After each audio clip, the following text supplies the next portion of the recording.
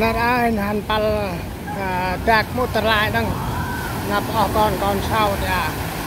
ติดจากเด็กเนี่ย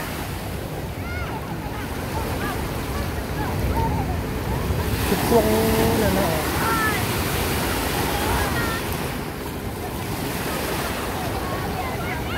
กาปุกก่อนเช้าโอ้ยเหรอ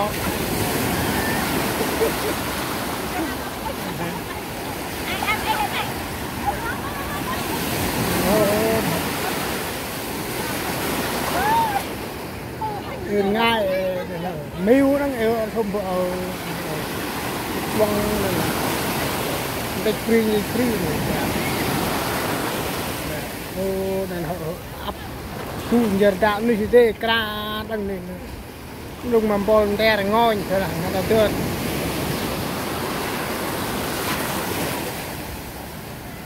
แต่เอ็นโดฮิวเห็นอัมตา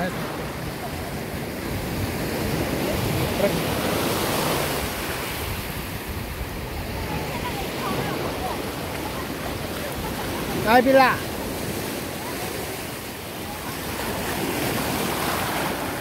น่ตึ๊ดดื้อบัมจะเด็บโลนี่เขาทุ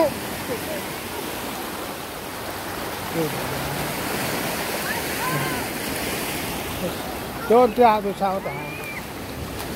แล้วเจ้าจีเจ้าตัวมาปอมอันตัวโรกี้เนี่ยต่อรู้ไหมยาย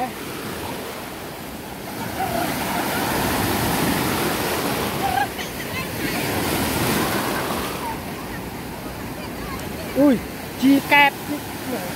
ก็ฟรีโอ้โหจ่าพวกจ่าไอ้ชาวเมย์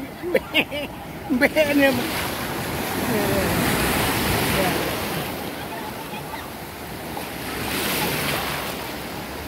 โอ้มาไปรายนะเตอไว้เตอวาร์ได้ประโยชน์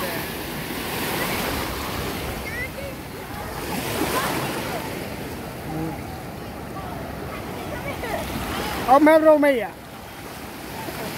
พี่ลาเหรออยู่สเกลโรเมียอยู่สเกลวาร์สเกลวาร์โอเค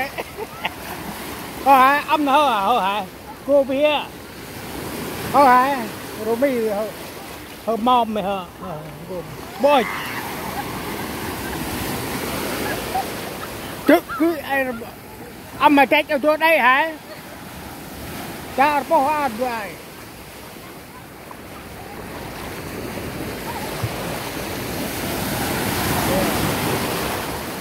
chạy free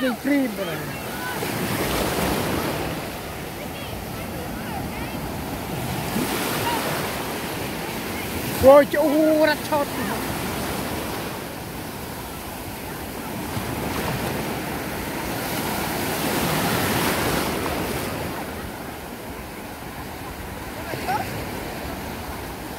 chỉ rất tân chót nhớ chỗ con thôi lắp đã phố được đinh hơi mơ đang là đinh cái là tắt vừa đi tắt tàu vừa tàu tắt điนาร์เพฮันปัลลื่นตำอุตรลายบาเกตูเกมบ้านเกมเดินเจ้าละมาปรีแฮบุนงตำเกรงตำบรรทุตำแง่เพจับเอ็มปูนเอ็มบ้านเข้าไปเดิน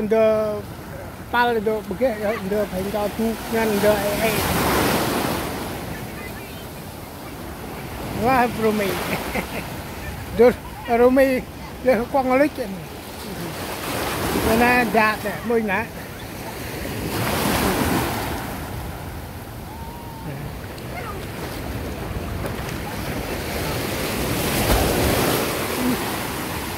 chỉ lo ảnh hưởng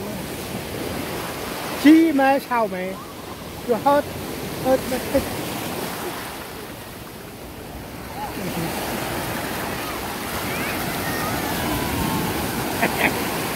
you scared what okay rồi mày ca chạc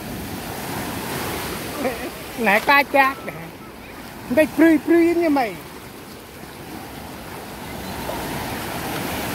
chơi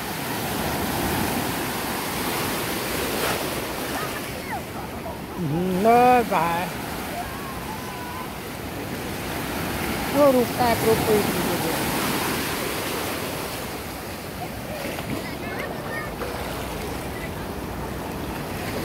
nó rụt tay hay trôn cát còn kia cát puông này tôi để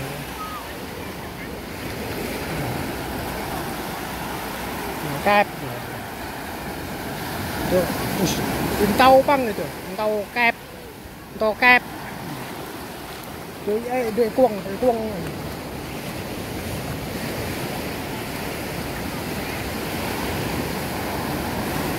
nó là như vậy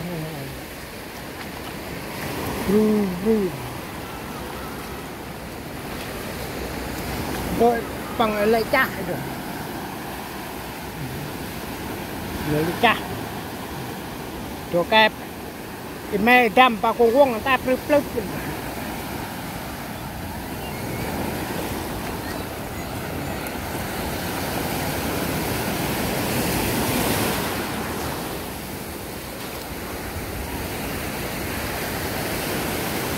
rau bọc 5 minute mà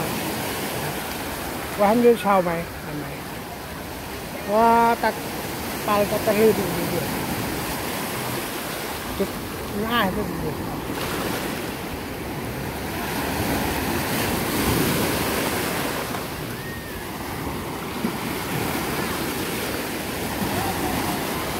oh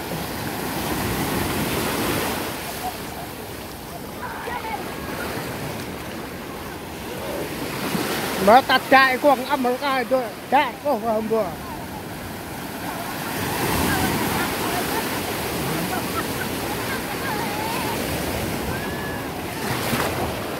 anh trăng ra cha nên par tắt rập nó có mồ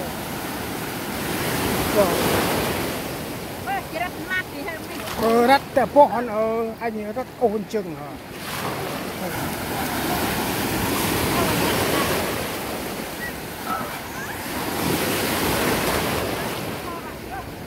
họ ra đây sút xạ hơn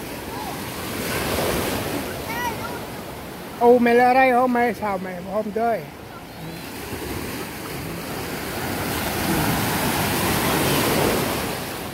nên họ đang họ anh bữa man mà ôm đầm gu mộ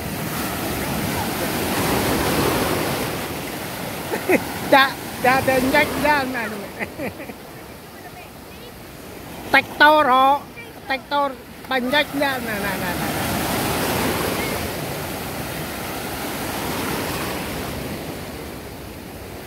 chẳng có như cha sao mày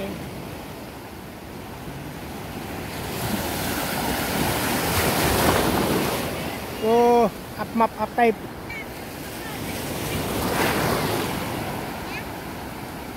âm dột mau kìa hết à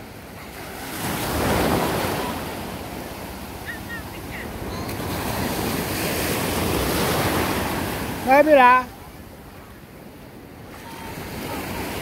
chi nó to lụ cho sao ok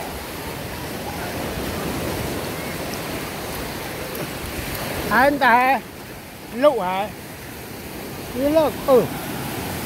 đó quăng nó sao vậy thế là yeah anh ơi nè you good nè thế quen sao hả kẹp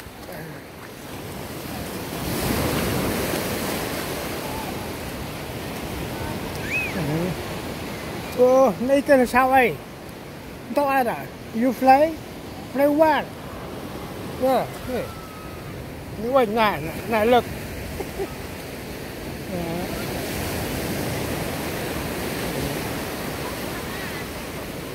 này tàu ra này thế quay này họ ta tẻ này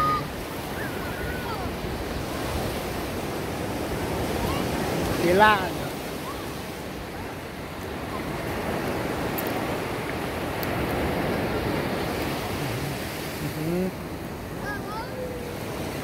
fan sao vậy Quỳnh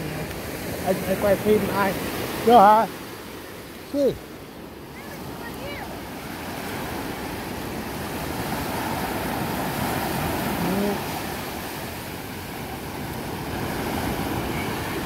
cô lâu quá là ngồi em amon con sau em tầm pi tầm một tờ rai rồi mà ô bồ bà hưởng năm bồ mì nằm rồi cô chầu bà giờ chút hô đang hiu tay gọi hiu âm hình pre hình pre hình rồi chút